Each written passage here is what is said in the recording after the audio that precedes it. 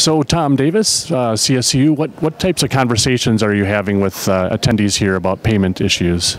So payments are, obviously the topic of the day. It's the sexy part of financial services, and so been having a lot of conversations about the Internet of Things this year, sort of being the hot topic.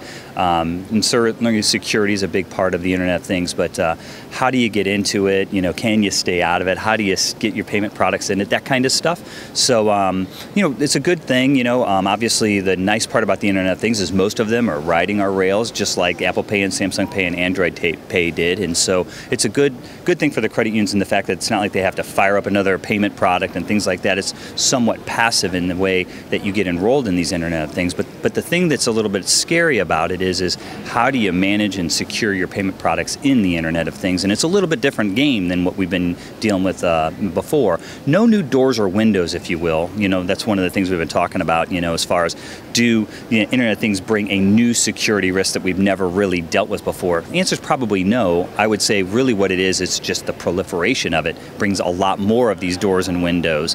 And so we've been talking about username and passwords, something that maybe we don't really talk a lot about, but if a Yahoo's bank of usernames and passwords gets exposed, what's the chance that those username and passwords are also the same username and passwords used in a mobile banking or digital banking?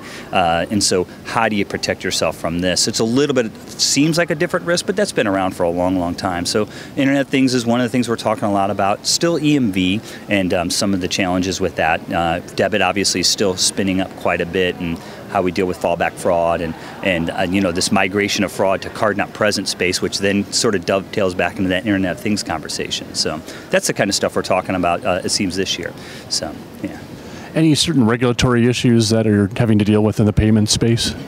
So right now it seems like this Durbin Amendment, is firing back up again. So, we get used to Durbin. We've lived with Durbin for, almost a decade now. And now all of a sudden we're talking about changes in Durbin, and probably changes that are good changes for the financial services industry, potentially good changes. But a lot of things were put into place in order to be able to meet the Durbin Amendment. These, having the unaffiliated networks and things like that. Some contracts have been signed and some things like that, and so maybe a little bit of anticipation of what's going to happen with the Durbin Amendment, and then how is that going to play into the operational side. So those kind of conversations are definitely going on right now. So hopefully we'll get some news there, and we can make some plans for the future. So yeah. I know your your users conference is coming up pretty soon. What would be some of the main themes from the conference? Oh, the users conference, we call our solutions conference, but yeah, that's going to come up in April, and we're looking forward to that. So myself and Jim McCarthy, and then Bob Letgers, Jim McCarthy from Visa and Bob Letgers from FIS, we're going to get up on stage and we're going to talk about these emerging payments and some fun things with connected cards and some stuff like that. Go into this Internet of Things conversation a little bit more in depth, and then try to spread the word on that kind of stuff. We'll talk about Durbin. We'll talk about in the blocking and tackling of payments, we almost forget all this stuff, all this new stuff's coming out, and we forget, hey, you still got to deal with penetration, activation, and usage, and we have our optimized program where we deal with that with the credit unions, because I think what's going on with the credit unions is you got to do everything you were doing before, plus all this other stuff. It's not like this other stuff came along and you can push the other stuff to the side. So we've got this optimized product where we go in there and say, hey, where are your pain points as far as getting things done? Do you have the same amount of staff and feel like you got to do twice as many things?